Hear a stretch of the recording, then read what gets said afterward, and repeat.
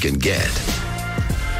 Hi, everyone, and welcome to First Things First. I'm Jenna Wolf. That's the Hall of Famer Chris Carter. That is Nick Wright. We have a great show for you today. Everyone stayed up late to watch LeBron do a couple things. We'll get to that in a second. I ain't gonna lie. Okay, well, don't. That's why I'm exhausted. AB could be dealt any minute now. Kevin Durant, he's got 1 foot out the door. But as we mentioned, we're starting with a big number. That number is 32,311. Haven't started a show with that number before.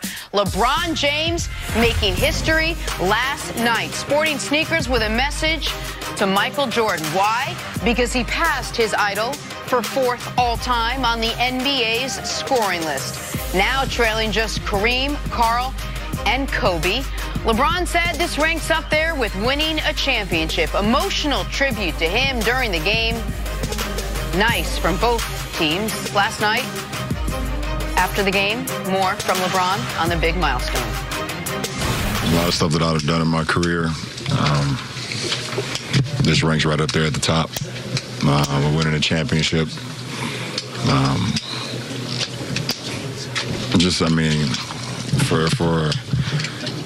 For a kid from Akron, Ohio that needed inspiration and needed some type of positive influence, MJ was that guy for me. I watched him from afar. Wanted to be like MJ.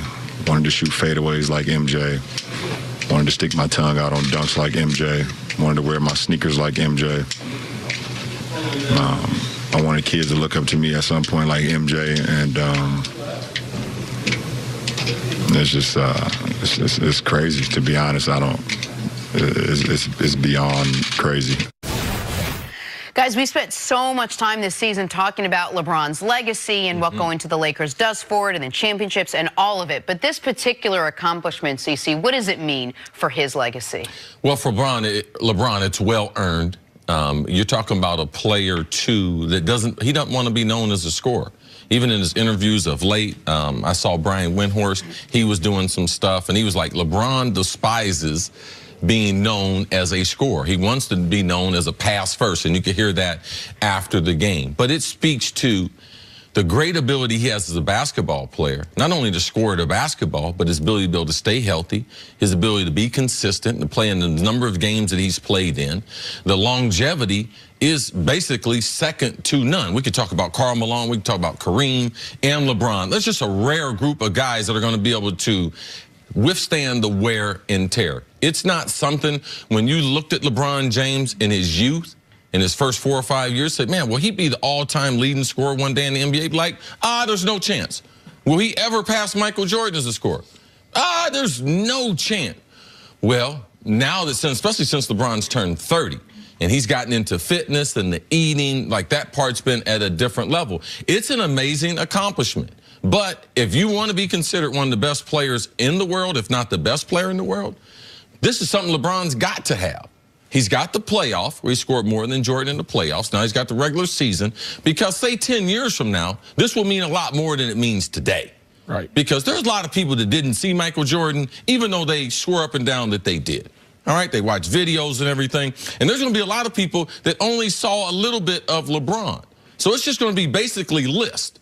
Nick in his list. People making lists. Well, how many points? Well, how many assists? How many rebounds? And LeBron's going to be in rare air, and the only one that can get on the scoring and assist list to that high mark that he's at, it's going to make him a special basketball player. So he's going to have to be included in the conversation. Was he one of the best basketball players ever? Which we can answer now. To me, he's still not the best basketball player ever, and that's Michael Jordan. So even though he passed him in playoff points and passed him in regular season points, Michael and what he was able to do in the playoffs, the 6 championships, the 6 MVPs, the 5 MVPs in the regular season, 9 times first team, all defensive team, that's why Michael Jordan is the best player. So these are things that LeBron's going to need to continue being in the conversation with MJ. Because, as C's point is, the statistics are going to be overwhelming and avalanche in LeBron's favor. And the overall counting stats are already an overwhelming avalanche in LeBron's favor. But we're going to talk about this throughout the day, so we don't have to do LeBron versus Jordan hardcore right now. I want to talk about what this moment was. Because LeBron alluded to it and said it. this is the most important individual accomplishment of his career. The most individual. So he said he lines up right with the championships. He talked more about how he said the championship in Cleveland kind of is set aside from the other two. But this means more to him than the MVPs. When LeBron got to the league, I can definitively, without a question, he believed, oh, I'll be a league MVP one day. I'll be the best player in the league one day. I don't think he thought until, as he mentioned, maybe the last 5 to 6, 7 years, I'm going to score more points than Michael Jordan.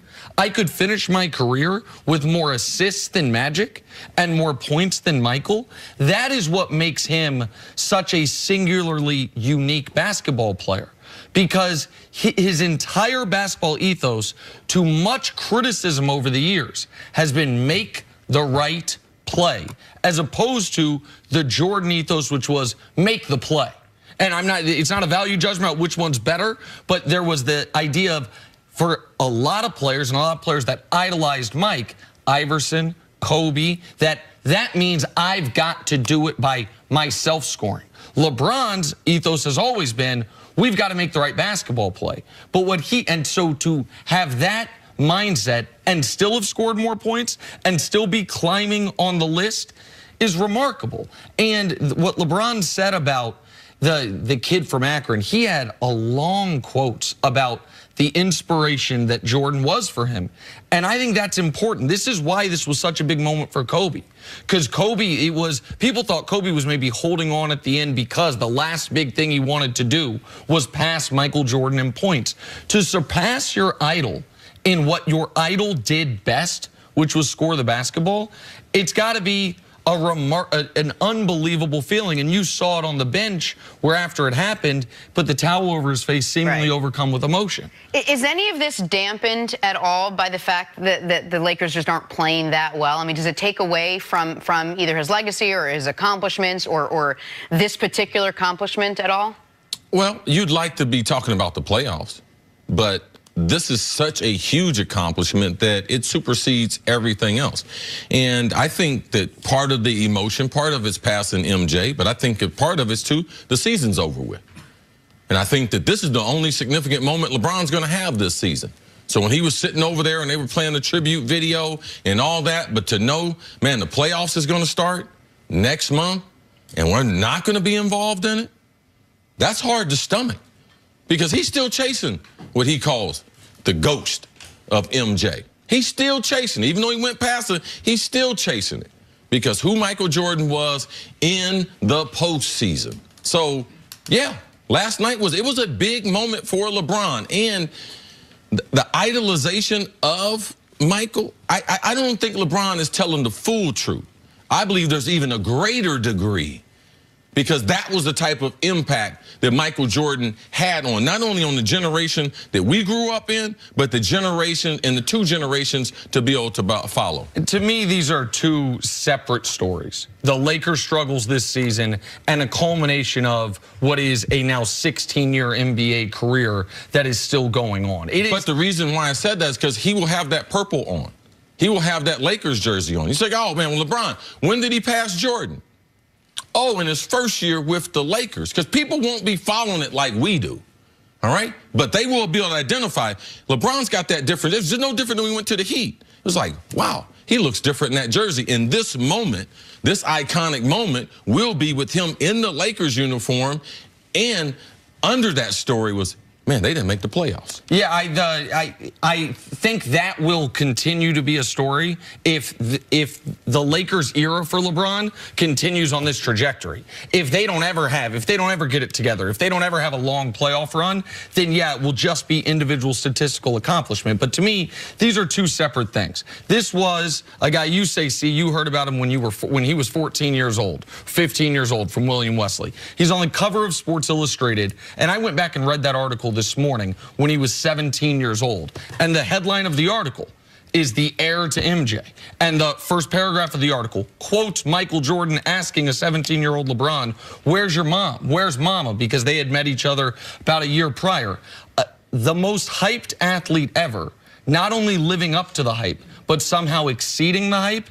That is the story of LeBron James. And last night was another mark on that side of the ledger, passing the man a lot of people believe to be, if not the greatest basketball player of all time, certainly the greatest scorer of all time.